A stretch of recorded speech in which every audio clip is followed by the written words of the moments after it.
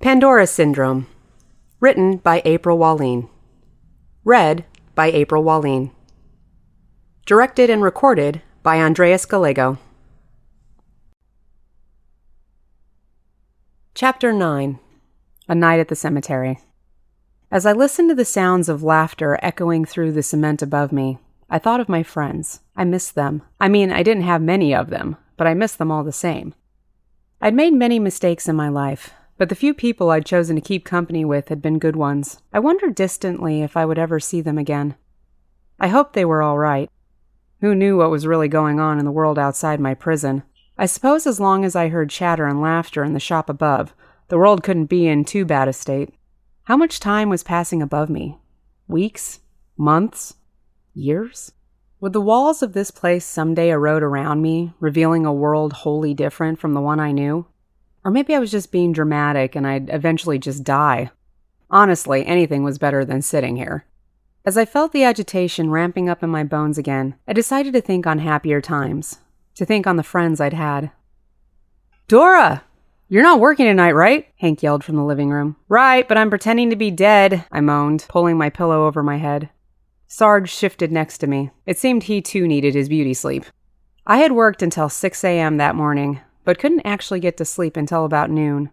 The sun had just started to come up when I was getting in, and I had gotten stuck out in it. Stupid LA morning traffic.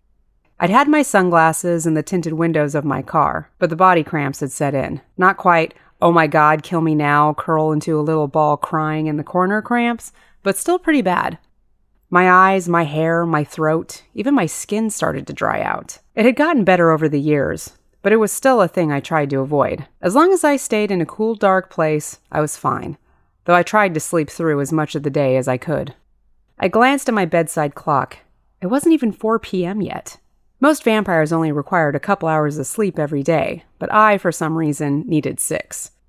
I'd slept the few hours I needed, so I wasn't getting all hissy at Hank, but I still wasn't pleased to be disturbed. "Leave me alone!" I groaned at Hank and shoved my head further beneath my pillow. Sarge woofed pathetically up at him in emphasis. "Aw, come on, Cranky," Hank's muffled voice continued. Stupid vampire super hearing. I peeked out from beneath my fluffy shield to see Hank, standing in my doorway. After our little confrontation behind the grocery store, he wasn't as scared about waking me in the middle of the day. Sad for me.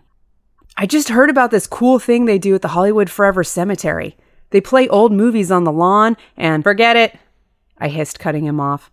"I don't do graveyards unless I'm visiting Mom." "What?" Apparently he had expected a more positive reaction. "You should be right at home there." "Why, because I'm a vampire?" I asked in offense. "Dude, that's not what I meant," he said, trying to placate me. "How many times do I have to tell you I'm not actually dead?" "No, not that," he said, backpedaling. He gestured vaguely and wiggled his fingers. "It's the zombie raising thing. You'd be surrounded by your homies." I rolled my eyes. "And now I'm ignoring you."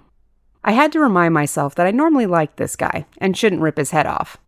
"I told Jack about it," Hank continued boldly. "He said it sounds fun, so you're coming with us, and that's settled."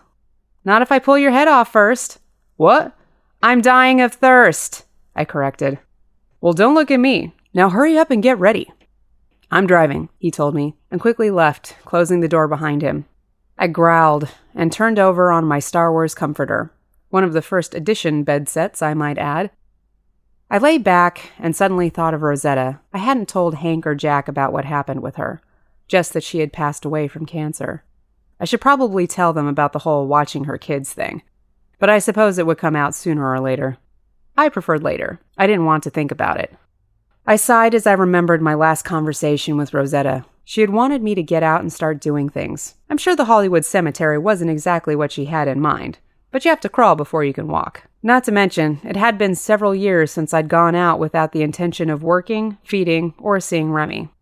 It wasn't really that bad, though. Many people passed their lives like that, and they didn't have eternity to waste. Before I knew it, Jack and Hank were dragging me bodily out of bed. Sarge was even trying to help by nudging me out of bed with his big furry head. Traitorous dog. He was just excited about going out. I could have stopped them, easily. However, I didn't want to accidentally pitch them through a wall. Reluctantly, I put on my coat, pretended like I would put on some makeup or do something with my hair, then decided not to bother, and followed them out to the car. We made a quick stop by Trader Joe's for some movie munchies. There, I picked up some red vines and had a visit with my favorite stock boy, Joe. Jack grabbed some ground raw meat for himself and Sarge, while Hank got wine and Cheez-Its. Now ready for some serious movie watching, we continued on to the cemetery. We drove around Hollywood for half an hour looking for parking, then spent another half an hour in line waiting to get into the cemetery. When we got to the front, they told me that dogs weren't allowed. Luckily, I managed to pull some spectacular bullshit about him being my service animal and that I'd forgotten my paperwork for him. A couple of tears and some well-timed sniffles later, Sarge was prancing happily through the cemetery next to me. I tried to keep my eyes off the tombs as we headed to the back of the fancy graveyard. I hadn't had too many problems ignoring the dead at my mother's funeral, or Rosetta's for that matter. Then again, both had taken place during the day. I figured that if I didn't reach out to the dead, they wouldn't reach out to me. Spending a whole evening amongst them might get tricky, but I had faith that I could keep a rein on my abilities. The path through the Hollywood cemetery was long, winding, and lined with expensive mausoleums. After a long stroll, Jack, Hank, and I finally reached the small field before the great white crematorium wall where the movie was to be projected. I heaved a sigh of relief. The immediate area was for the most part grave-free. We sat in a cramped area with a terrible view of the screen. It was a spot way in the back, just past the service road/sidewalk. Definitely not choice seats, but we made the best of it. As we got comfortable on our picnic blanket, I realized just what a good idea it had been to grab a bite beforehand. We were in such close proximity with the other moviegoers that I could practically smell their blood circulating. I could see Jack having a hard time as well, though his hankering for flesh was easily sated by the brown bag of raw beef he was popping into his mouth like popcorn, and Sarge happily licked up Jack's cast-offs. They were like two peas in a happily undead pod. Hank, of course, was oblivious. Casually, I scanned the crowd, checking for any sign of other supernaturals or the telltale hunter tattoo of triple jagged lines. I could sense some supernaturals farther up in the crowd, probably magic users by the smell of them. I mentally marked them and kept a wary eye out. I did the same thing on set and had found it to be a good practice. Hank had already downed one glass of 2-buck chuck by the time the movie started. Tonight's presentation was some like it hot. Neither Jack nor Hank had seen it before, and I thought it was great fun. I couldn't wait to see their faces when they found out that the movie was about two cross-dressing musicians. Our movie night was going well until about halfway through the flick when the wind shifted and I caught a strong scent. I looked to Jack and Sarge. The way the wind was blowing, I knew it couldn't be coming from them. I knew their scent, a sort of rotted ginger root. I'd gotten used to it, like you get used to smelly laundry in your closet, or the cleanser stench of public restrooms. After a few minutes, it simply became one with the atmosphere. No, I smelled the potent ginger root stench of other supernaturals. Several of them. I scanned the crowd again. It wasn't coming from the magic users I'd marked before who sat peacefully watching the movie. These supernaturals had just arrived. There was a heady scent to them that I hadn't smelled in a very long time. It was like ginger and dog. It reminded me of the way Sarge smelled, except without that tinge of death. You know that dog smell if you have one. No matter how many times you bathe them, they still have that smell. I searched the crowd for its source and singled out a small group with seats even worse than our own. There were 3 of them. They seemed harmless enough as they laughed and watched the movie, but they were all big. Really big. Like WWE big. The 2 males towered over everybody there, and the girl among them was no slouch either. At least 5'10", with short black hair and golden eyes. They were a shaggy bunch dressed in gag, leather, and denim. Was there a biker convention in town? It was then that I remembered the night Remy had taken me to Hollywood Boulevard, and I'd accidentally gotten involved in a hunter's hunting. I knew then what these guys were. I had seen their kind before. Werewolves. Remembering my last encounter with werewolves, I was not keen to get into a brawl with them, especially not in front of so many people. I'd seen how dangerous they could be when threatened. I knew from my reading that they were also very territorial, and if they were out, they were generally in what they considered to be their territory. These guys looked pretty relaxed at the moment, but I wasn't sure how long that would hold. Sarge, feeling my anxiety, whimpered next to me. I gave him a reassuring pat on the head as Jack turned to me in concern. Hank sat totally oblivious to the small gang of wrestlers, but he looked my way when he noticed Jack and Sarge shifting. "There are some others here," I told Jack. "Others?" he asked in confusion. "Big others. I insisted, but they just continued staring at me blankly. Other supernaturals? I clarified. They don't seem to notice us, but for Hank's sake, we might want to get out of here. Jack followed my gaze to the burly group. Damn, they are big. What are they? You don't want to stick around to find out, I told him. Good point, he replied, and nudged Hank, who only nudged back and continued watching the movie. He was really enjoying the film. Dude, we gotta go, Jack told him. What do you mean? He just got Marilyn on the boat, alone. I want to see if he bones her. It's a 50s movie, of course he doesn't bone her, I hissed, and grabbed him by the arm, easily lifting him off the ground. Ow! Hank yelled, attracting the attention of everyone in the immediate area, including the pack of burly moviegoers. We gotta go now, I hissed, and herded the boys and Sarge away from the lawn.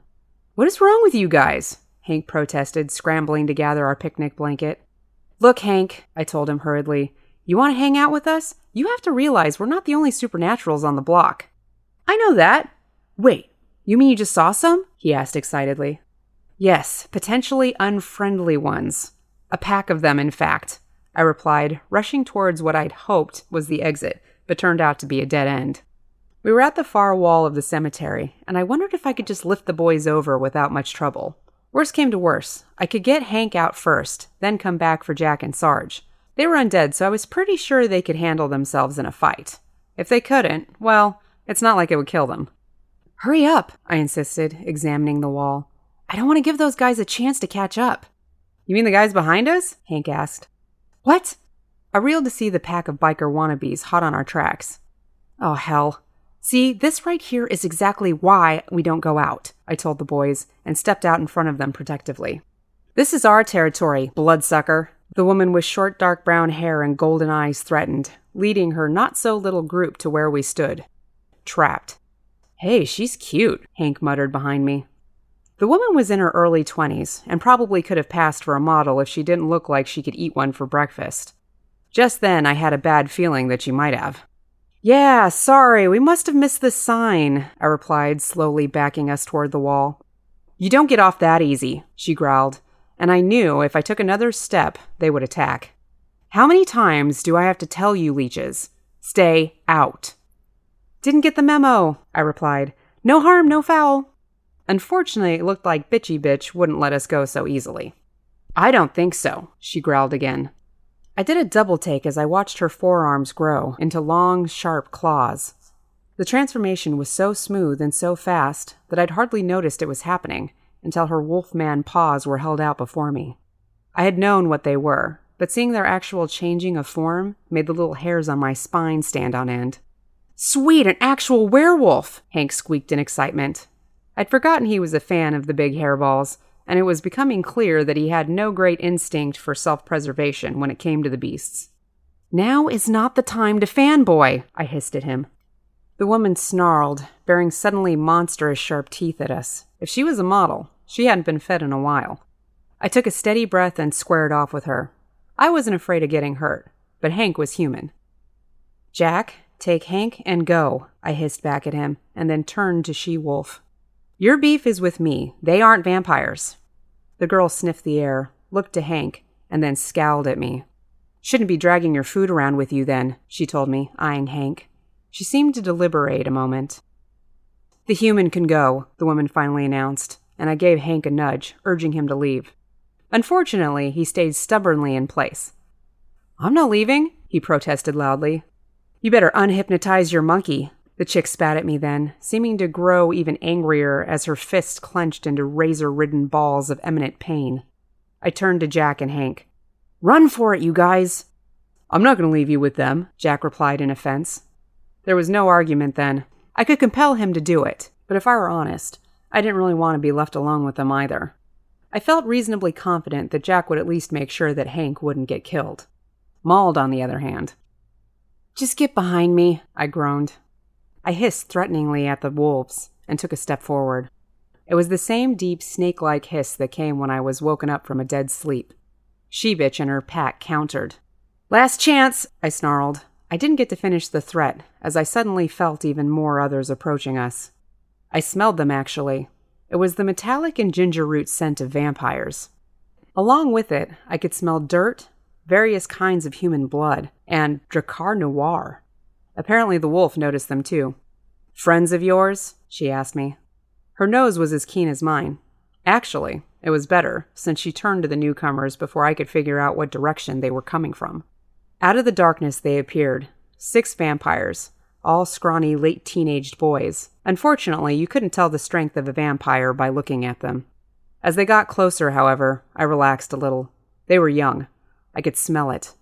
Most of them were only a couple years into their change, which meant they wouldn't be much more than twice the strength of a human. They could have powerful makers, though. None were nearly as old and powerful as mine, however.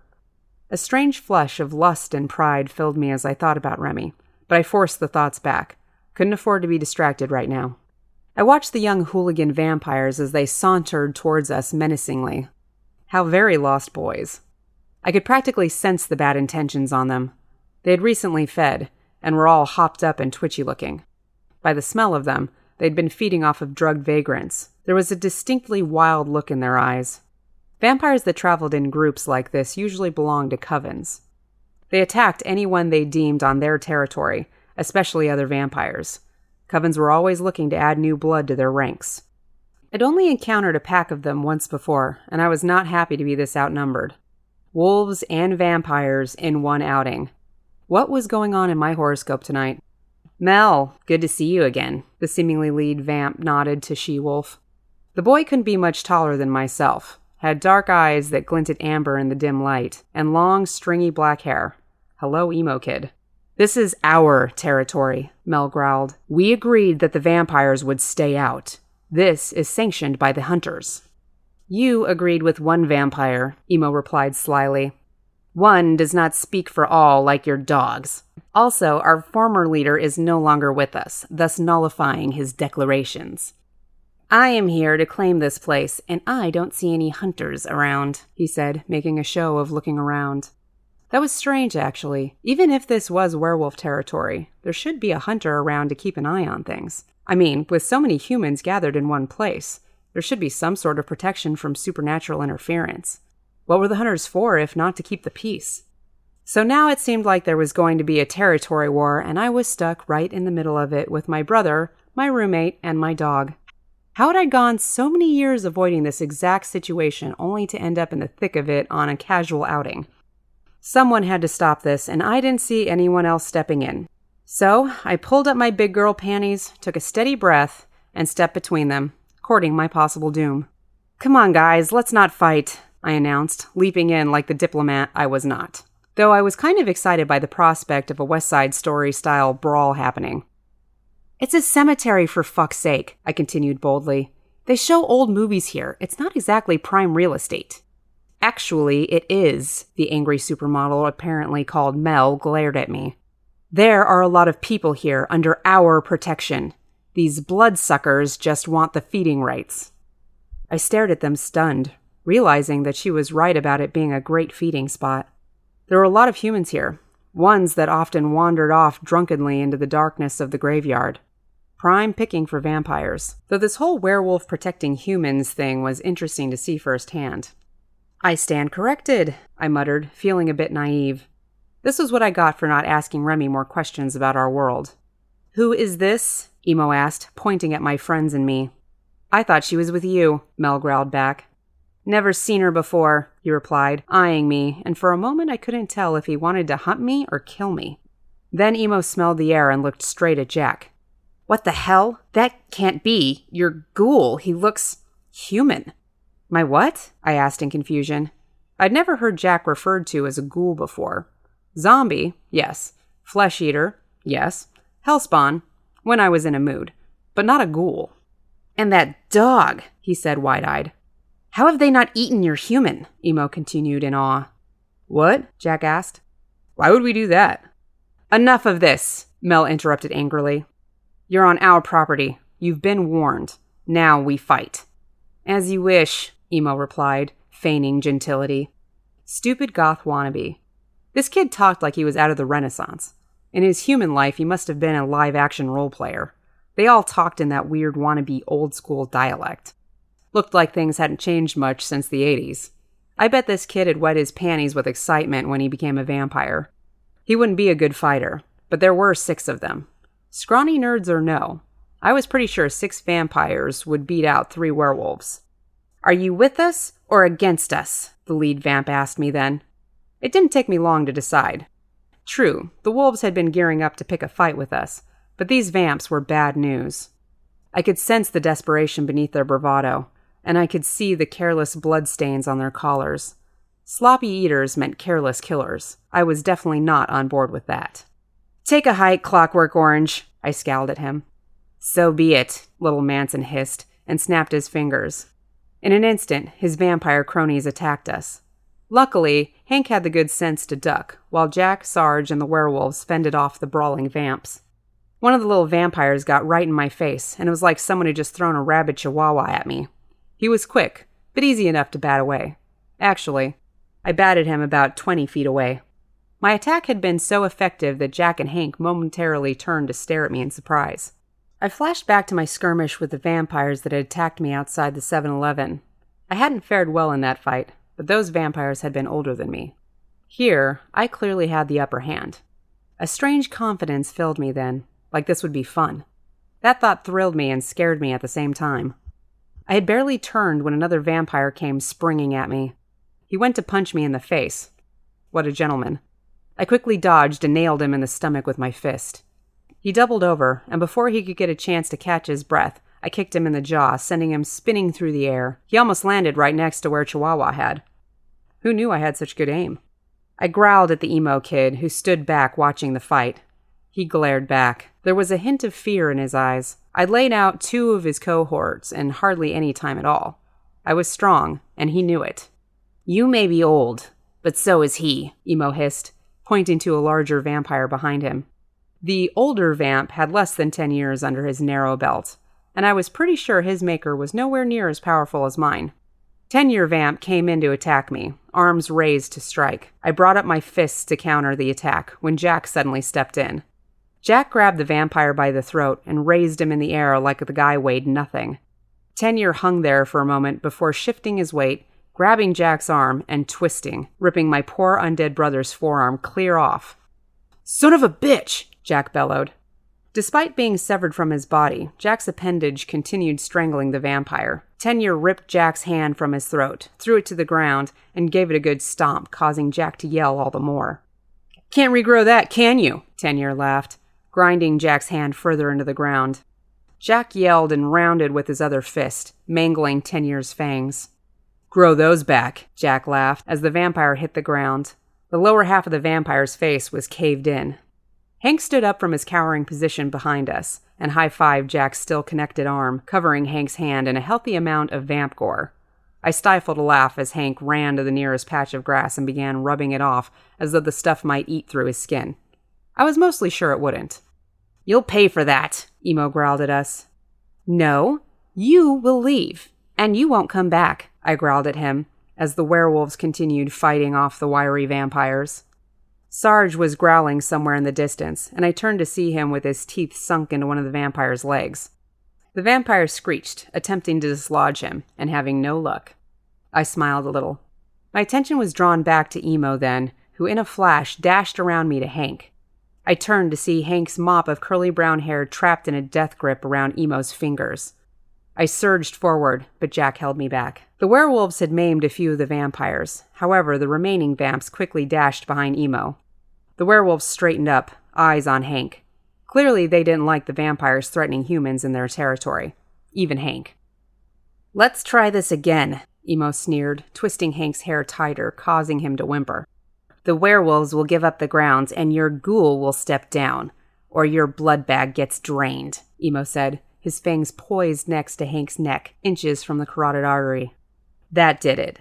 As amusing as this was, I was officially done with Pee-wee's play hour. I was practically vibrating with anger when I realized that it wasn't me vibrating. It was the dead all around me. I felt them rustling in their graves. Then I felt something entirely new. Something coming from the young vampires. I could sense them. I froze. I had sensed blood in humans before. I am a vampire. It's only natural. But sensing it at other vampires? Then it hit me. It wasn't their blood I was feeling. It was their bones. I could feel every dead thing around me, as though I had my own personal line to the Grim Reaper. And though vampires weren't dead, we had one foot in the proverbial grave. Experimentally, I focused on Emo, who instantly stiffened. I tested my grip on him. I could feel Emo struggling against me, but I had him on lockdown. "Hank, move," I called, barely moving a muscle in case Emo somehow slipped from my hold. When Hank finally realized that Emo wouldn't bite, he quickly untangled his hair from the vampire's unmoving hand. Once freed, Hank ran to Jack and me. "Well, I was about to use this on him," Hank replied, showing me the little rock in the palm of his hand. The thing pulsated with a blue current, and I realized it was the same stone he had used on me. I wasn't happy to see it again, as I remembered that stiffening electric feeling, but I'm glad he carried it around for defense.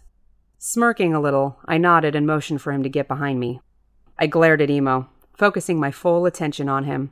He was still well within my grip. It occurred to me then that it was weird for me to be able to control another vampire.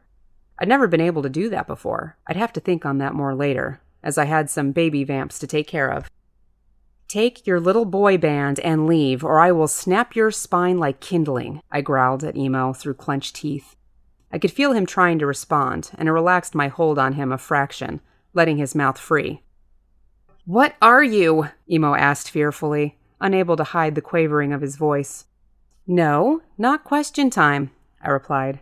"Leaving time. Now you will go, or your little friends are going to have to drag your broken body back to whatever cesspool you crawled out of." Emo struggled a little more, testing my unwavering grip on him, and then seemed to relent. He nodded in defeat, and I let his body fall to the grass. Quickly, he stood and whistled to his band of cohorts. Then Emo turned tail so fast I could hardly track him and his cronies as they raced out of the cemetery. The fight was over, leaving us to face off with the werewolves once more. "Dora, your eyes are black," my brother called. "They're huh?" I asked, not sure I'd heard him right. "They're black, as in they have no color, just black," Jack clarified. I felt the vampires leave the grounds, and I began to relax. I didn't realize how rigid I'd become. In fact, now that I was relaxing, I felt like my body wanted to drop. "My eyes are black?" I asked again, turning to Jack and Hank as I calmed. Sarge came up to my side and nuzzled against my leg with his big fluffy head. "Well, not now, but they were a second ago," Hank popped in. "Hey, are you feeling all right?" "Huh? Oh, I'm fine," I told him, my head clearing a little, though I had to admit, I was feeling a bit weak. "The eyes must have something to do with my necromancy," I muttered. Jack retrieved his disconnected arm from the grass and placed it back on his body. I watched as the bone of his arm fused with its severed counterpart. Soon the flesh and muscle mended, as though it were regrowing in fast motion. His regeneration seemed even faster than mine. I mean, I'd never had to reattach a whole limb before, but I can imagine it might take me a bit. I looked to Hank then, worried that he might have been hurt by Emo. He seemed right as rain, though, and I watched as Sarge went bounding towards him, knocking the gangly guy to the ground. "Oh, gross, Sarge!" Hank exclaimed, trying to fend off his slobbery kisses. I cocked an eyebrow. Hank had never minded Sarge before. It was then I noticed the liberal coating of vampire blood drenching his fur. The overly enthusiastic dog was covering Hank with the mess. I tried to stifle a laugh. A moment later, I felt strangely dizzy. Then I saw a black figure out of the corner of my eye. My heart jumped with fear. Was it the necromancer? Had it finally decided to show its face again after all this time? However, when I tried to look, there was nothing. Had I imagined it? The wolves shifted before me then, drawing my attention, and I turned. They flinched at my movement, but stayed put. "Do I have to deal with you as well?" I asked them plainly, feeling my strength starting to return. I couldn't control them like I could the dead, or as it turned out, other vampires. There was no sense of death to grab onto, but they didn't need to know that. "You are on our ground," Mel the she-wolf replied pointedly. She was all puffed up like a pigeon. "Actually, I believe you're in my territory," I told her smugly.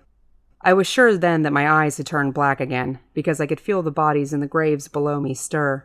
With a mere change in temperament on my part, the dead began twisting, so much so that the grave dirt in the immediate area began to shift, shaking the headstones. The look on the werewolves' faces was priceless. Even Jack and Hank looked a bit scared, their eyes wide. The most they ever saw of my power was when I accidentally made Jack dead. I'd never really experimented with my control. I just figured I was able to raise and talk to the dead. It never occurred to me that I might have any other abilities. This vampire-controlling thing was a whole new monster, and I wondered what else I could do. Damn it, why wasn't there a decent book on necromancers? Okay, Mel conceded, and I let the bodies rest. My intention wasn't actually to fight you, she confessed. We just wanted to scare you enough so you wouldn't come back. There are too many humans here for vampires to be allowed near them. I can see you're not like the others. What are you? And what do you want? I smiled a little. She really was simply trying to defend her territory. I could respect that. I'm just a weird supernatural that comes in peace, and I would like to watch Some Like It Hot, I replied, trying to keep up my threatening demeanor. I paid to see this movie. I'm finishing the goddamn movie. She stared at me for a moment. That's it? She asked. We let you stay to finish the movie. Then you'll go in peace, she asked warily. Yeah. I have your word on that. On my mother's grave, I smirked. Mel's lip curled into a snarl. Then slowly, it slipped away. Her shoulders slumped, and she nodded. Deal, Mel replied grudgingly. Her hands began to shrink and the fur to dissipate until they were normal, non-hairy human female arms once again. As I relaxed, I could feel the dead returning to their rest. I silently apologized for waking them just to scare some wolves. A strange wave of excitement that shifted into contentment washed over me and then faded. The dead had actually seemed thrilled to be woken up for a minute. Guess it was nice after such a long rest. Go figure. Reluctantly, the wolves turned and we all walked peacefully back to the lawn to watch the show. On the way, I felt a presence in the shadows. I stopped and turned to a large tree with several ornate tombs nestled around its trunk. I glanced back to the group. They were nearly to the packed sea of moviegoers, but I headed towards the shadows. I see my invitation to the show was lost in the post. Remy's cool voice drifted from the darkness. He was leaning casually against the tree, his arms crossed over his chest. Just a hint of silver lit Remy's beautiful blue eyes, and my heart leapt a little. This from a man who was out of town on business? I asked him with a quirked brow. I just got back, he smirked. But I wondered if he had really just gotten back in town, or if he had sensed that I was in trouble and left early. Our bond had only strengthened over the decades, and I could usually sense when he returned. I felt a little bad then. I hadn't thought about trying to keep myself calm in order to keep him from panicking. Of course he would come rushing back for me. I was sad to put him out, but my heart warmed a little that he had gone through the effort. You'd want to come sit in the wet grass and watch a movie from the 50s? I asked him. If it's with you, perhaps, he said, moving from his perch against the tree. In a flash, he was in front of me, a trick I was used to, but it still made me jump a little. You would you? I asked, looking up at him doubtfully. He smirked in contemplation. Perhaps it is not my cup of tea, he reluctantly admitted. Slowly, Remy lowered his head to plant a chaste kiss on my lips. Chaste or not, it still sent shivers down my spine. What are you doing here? I asked. But I already knew. No, wait, I know your vampire senses were tingling and you thought I was in trouble. You were in trouble, he replied plainly, eyeing the group some distance behind me. Trouble I quickly handled, I assured him. He smirked down at me and my cheeks warmed, but I forced myself not to be distracted by Remy's flirtations. Even after all these years, Remy could make my blood heat with a mere look. If you're going to start being adventurous, I would like to be by your side, he told me. So you can babysit? I laughed. You are my mate, he replied plainly. I like to spend time with you. And keep me in the protective bubble of your presence. I would not put it as such, but yes. I'm fine, I moaned at him. It was just a handful of vampires and a few wolves. Remy looked past me to where the werewolves had gone to sit. I know her pack. They are well-meaning, but violent at times. You don't say, I scoffed. He eyed me skeptically. If there's nothing I can do to change your mind about sitting down with 3 werewolves you just met, I insist you keep your brother around, in case things get rough. I huffed, and Remy raised a brow at me again. Notwithstanding, I trust your judgment, he said through tight lips. I smiled up at him. Thank you, I told him, and went up on my toes to give him a light kiss. In an instant, his arms were around me, his lips pressed to mine, kissing me with a passionate hunger. I felt dizzy with it. When he pulled back, he steadied me on my feet. Will I see you tonight? He asked. Tomorrow, I replied, and he immediately frowned. We'll be back late, and I planned a game past sunrise with Jack and Hank, I explained. Besides, sir, you weren't supposed to be home for another couple days. Remy shook his head and sighed dejectedly. "Tomorrow it is, then," he replied. "Do be careful with your new friends. I can sense your exhaustion from the encounter. Wolves can be quite temperamental." I nodded, gave him another quick kiss, and then he was gone in a flash. The only trace of his ever being there was the slight stirring of foliage and his faint residual warmth on my lips. When I arrived back at the viewing area, I discovered that our spot had been taken. I looked around and quickly found Jack, Sarge, and Hank sitting with the furry trio. The wolves had actually made room in their spot for us. I raised my eyebrows in surprise as Mel waved me over. Tentatively, I took a place on the blanket next to Hank, Jack, and Mel. The other two werewolves sat on the other side, eyeing me warily. They were definitely not as welcoming as Mel. "Thanks for sharing your spot," I told her. "Yours got snatched up. That was our fault for chasing you away. I'm Melissa, by the way.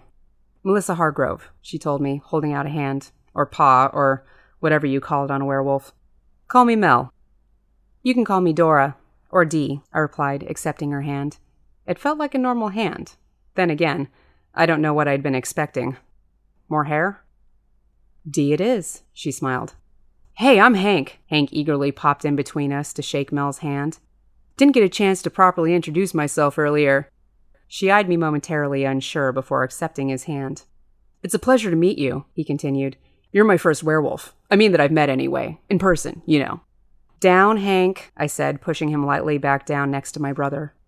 Hank groaned and reluctantly focused back on the movie. "Man, now I have no idea what's going on. Did Marilyn and Curtis bone? How did the gangsters find them? Why is grumpier old man dancing with that old dude?" Melissa watched him for a moment before turning back to the screen. For a minute, I thought I saw the hint of a smile, but it was gone so quick that I might have imagined it. We watched the movie for a while when Mel leaned over to me. "I want to say thank you for helping us take care of the vamps back there," she whispered. "I'm sorry for giving you a hard time, but it's my job to defend this area against, bloodsuckers?" I offered with a raised brow. Yeah," she replied awkwardly. "It's all good," I smiled, trying to lighten the tense mood. "So, Tony Curtis is pretty hot in this, huh?" She looked at me, smirked, and then looked back up at the screen. "Actually, I'm a Jack Lemmon kind of girl." "Really?" I asked. I have literally never heard anyone say that. Mel laughed. It was a deeply feminine laugh that seemed like it didn't get out as often as it should. I liked this chick. She was on board with humans not being prey. She protected her territory, and she was down with hanging out despite our differences. Not to mention, she hadn't killed us. Definitely cool in my book. Though I couldn't help notice that her two companions hadn't said a word since I'd joined them. Oh well. Mel was cool, and that was good enough for me.